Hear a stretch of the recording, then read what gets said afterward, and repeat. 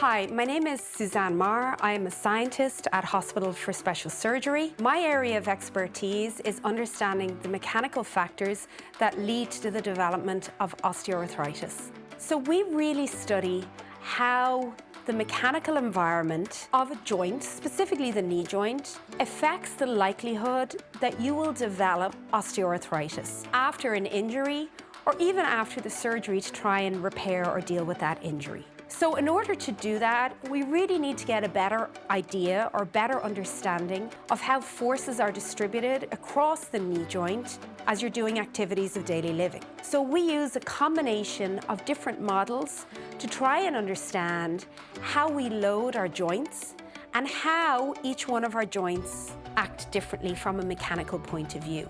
Once we have that information, we can mimic an injury, we can mimic a surgical intervention, and we can study how those different factors influence the mechanical environment of the joint.